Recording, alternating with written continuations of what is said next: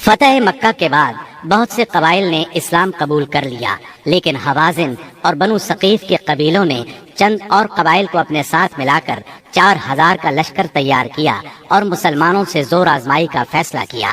نبی کریم صلی اللہ علیہ وسلم کو ان کے ارادوں کی اطلاع ہوئی تو آپ نے اپنے ایک صحابی کو تحقیق کے لیے بھیجا۔ انہوں نے تصدیق کی، تب آپ نے مسلمانوں کو تیاری کا حکم فرمایا۔ چنانچہ 10,000 مدنی اور 2000 مکی فوج کا لشکر تیار ہو گیا۔ بعض لوگوں نے لشکر کی کثرت کے پیش نظر کہا، آج ہم مغلوب نہیں ہوں گے۔ یہ بات رسول اللہ صلی اللہ علیہ وسلم پر گراں گزری۔ شام ہوئی تو ایک سوار نے آ کر اطلاع دی کہ بنو حوازن عورتوں، بچوں اور اونٹ بکریوں سمیت نکلے ہیں۔ آپ یہ سن کر مسکرائے اور فرمایا، یہ کل انشاءاللہ مسلمانوں کا مال غنیمت ہوگا۔ 10 شوال 8 ہجری کی رات رسول اللہ صلی اللہ علیہ وسلم حنین پہنچے۔ وادی حنین مکہ معظمہ سے 30 میل دور واقع ہے۔ آپ نے وادی میں داخل ہونے سے پہلے سحر کے وقت لشکر کو ترتیب دیا۔ مہاجرین کا پرچم علی بن ابی طالب کو دیا، اوس کا پرچم اسید بن حضیر رضی اللہ عنہ کو، اور خزرج کا پرچم حباب بن منذر کو، اور کچھ دوسرے پرچم دوسرے قبائل کو دیے۔ 2 زرہیں پہنی، سر اور چہرے پر خود رکھا۔ اس کے بعد ہراول دستے نے وادی میں اترنا شروع کیا۔ اسے چھپے ہوئے دشمن کی موجودگی کا علم نہیں تھا۔ ابھی وہ اتر ہی رہا تھا کہ اچانک دشمن نے ٹڈی دل کی طرح تیروں کی بارش کر دی۔ پھر دشمن مسلمانوں پر ٹوٹ پڑا۔ اس اچانک حملے سے ہراول دستے میں انتشار پھیل گیا۔ اس میں موجود مسلمانوں کے پاؤں اکھڑ گئے۔ جو لوگ پیچھے تھے وہ بھی انہی کے ساتھ ہو لیے۔ جہاں تک رسول اللہ صلی اللہ علیہ وسلم کا تعلق ہے تو نہ صرف یہ کہ آپ چند انصار اور مہاجرین کے ساتھ اپنی جگہ پر ثابت قدم رہے، بلکہ آپ دشمن کی طرف بڑھنے کے لیے اپنے خچر کو ایڑ لگاتے اور فرماتے جا رہے تھے، انا النبی لا کذب، انا ابن عبد المطلب، میں نبی ہوں، جھوٹا نہیں، میں عبد المطلب کا فرزند ہوں۔ سیدنا عباس رضی اللہ عنہ نے آپ کے حکم پر مہاجرین اور انصار کو آواز دی۔ یہ آواز سنتے ہی ہر طرف سے مسلمان رسول اللہ صلی اللہ علیہ وسلم کے گرد جمع ہونے لگے، اور اللہ نے اپنے رسول اور مسلمانوں پر سکینت طاری کر دی اور اندیکھا لشکر اتارا۔ چنانچہ مسلمانوں نے پلٹ کر حملہ کر دیا اور دھواں دار جنگ شروع ہو گئی۔ ایسے میں اللہ کے رسول صلی اللہ علیہ وسلم نے فرمایا، اب چولہا گرم ہو گیا ہے۔ پھر آپ نے ایک مٹھی میں مٹی لے کر ان کے چہروں پر ماری اور فرمایا، شاہت الوجوہ، چہرے بگڑ جائیں۔ اس مٹی سے ان کی آنکھیں بھر گئیں۔ اس کے بعد ان کی دھار کند اور ان کا کام پچھڑتا چلا گیا، یہاں تک کہ وہ پراگندہ ہو کر بھاگ نکلے، اور مسلمانوں نے مارتے کاٹتے ان کا پیچھا کیا۔ چنانچہ عورتوں اور بچوں کو پکڑ لیا اور بہت سے فوجیوں کو گرفتار کر لیا۔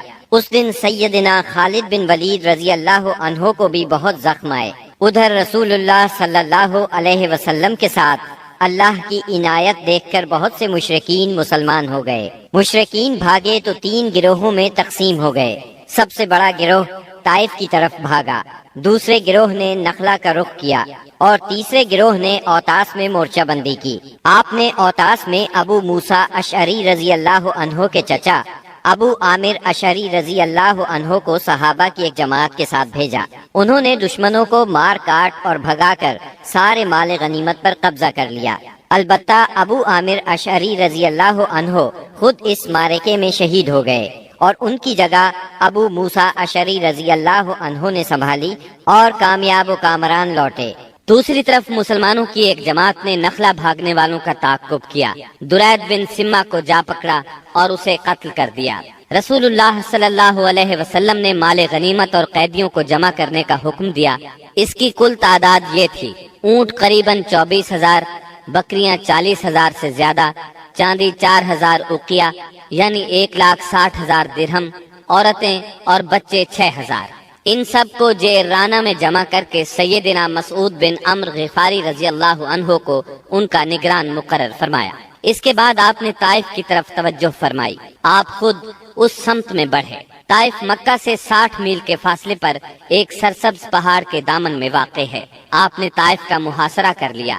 یہ محاصرہ 20 دن تک جاری رہا۔ لیکن شہر فتح نہ ہو سکا۔ محاصرہ چھوڑ کر آپ جعرانہ کے مقام پر تشریف لائے۔ یہاں مال غنیمت ذخیرہ کیا گیا تھا۔ رسول اللہ صلی اللہ علیہ وسلم طائف سے جعرانہ واپس آ کر 10 دن سے زیادہ ٹھہرے رہے۔ مال غنیمت تقسیم نہ فرمایا۔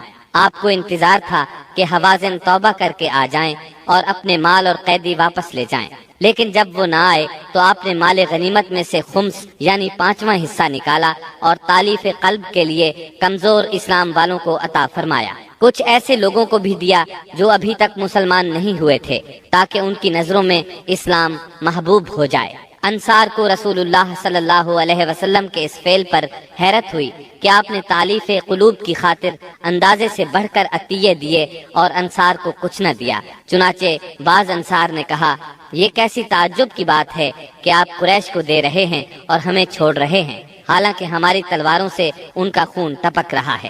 یہ بات انصار کے رئیس سیدنا سعد بن عبادہ رضی اللہ عنہ نے آپ تک پہنچائی۔ آپ نے صرف انصار کو جمع فرمایا، اللہ کی حمد و ثنا کی، پھر اللہ نے آپ پر جو احسان کیا تھا اس کا ذکر کیا۔ اس کے بعد فرمایا، انصار کے لوگوں، تم اپنے جی میں دنیا کی ایک حقیر سی گھاس کے لیے ناراض ہو گئے۔ اس کے ذریعے سے میں نے لوگوں کا دل جوڑا تھا تاکہ وہ مسلمان ہو جائیں، اور تمہیں تمہارے اسلام کے حوالے کر دیا تھا۔ اے انصار، کیا تم اس سے راضی نہیں کہ لوگ اونٹ بکریاں لے جائیں اور تم رسول اللہ صلی اللہ علیہ وسلم کو لے کر اپنے ڈیروں پر جاؤ؟ اس ذات کی قسم جس کے ہاتھ میں محمد کی جان ہے، اگر ہجرت نہ ہوتی تو میں بھی انصار کا ایک فرد ہوتا، اور اگر سارے لوگ ایک راہ چلیں اور انصار دوسری راہ تو میں بھی انصار ہی کی راہ چلوں گا۔ اے اللہ، انصار پر رحم فرما، انصار کے بیٹوں پر رحم فرما اور انصار کے پوتوں پر رحم فرما۔ اس پر لوگ اس قدر روئے کہ داڑھیاں تر ہو گئیں اور کہنے لگے، ہم راضی ہیں کہ ہمارے حصے اور نصیب میں رسول اللہ صلی اللہ علیہ وسلم ہوں۔ اس کے بعد رسول اللہ صلی اللہ علیہ وسلم واپس آ گئے اور انصار بھی واپس ہو گئے۔ بنی سعد کے ایک سردار زہیر نے آگے بڑھ کر عرض کیا، بنی سعد سے آپ کا رضاعت یعنی دودھ کا رشتہ ہے اور وہ آپ سے مہربانی کی امید رکھتے ہیں۔ اس پر آپ نے عبد المطلب کی اولاد کے حصے کے غلام اور باندیاں آزاد کر دی۔ جب مسلمانوں کو اس کا علم ہوا تو انہوں نے بھی ایسا ہی کیا۔ اس طرح 6000 قیدیوں کو رہائی مل گئی۔ مال غنیمت کی تقسیم سے فارغ ہو کر رسول اللہ صلی اللہ علیہ وسلم نے عمرے کا احرام باندھا۔ یہی عمرہ جعرانہ ہے۔ عمرے سے فارغ ہو کر مدینہ واپسی کی راہ لی اور ذیقعد میں 6 دن یا 3 دن باقی تھے جب آپ مدینہ منورہ پہنچے۔ محرم 9 ہجری میں مدینہ منورہ خبر پہنچی کہ بنو تمیم قبائل کو جزیہ نہ دینے پر اکسا رہے ہیں۔ رسول اللہ صلی اللہ علیہ وسلم نے عیینہ بن حصن فزاری کی قیادت میں 50 سواروں کا ایک دستہ بھیجا۔ انہوں نے صحرا میں حملہ کر کے ان کے 11 آدمی، 21 عورتیں اور بچے گرفتار کر لیے اور انہیں مدینہ لے آئے۔ اس کے بعد بنو تمیم کے 10 سردار آئے اور شاعری اور خطابت کے مقابلے کی خواہش ظاہر کی۔ چنانچہ ان کے خطیب اتارد بن حاجب نے خطبہ دیا۔ اس کا جواب سیدنا ثابت بن قیس رضی اللہ عنہ نے دیا۔ پھر ان کے شاعر زبرقان بن بدر نے اشعار کہے۔ جواب میں سیدنا حسان بن ثابت رضی اللہ عنہ نے اپنے اشعار پیش کیے۔ انہوں نے اسلام کے خطیب اور شاعر کی فضیلت کا اعتراف کیا اور مسلمان ہو گئے۔ رسول اللہ صلی اللہ علیہ وسلم نے ان کے قیدی واپس کر دیے اور انہیں بہترین تحائف سے نوازا۔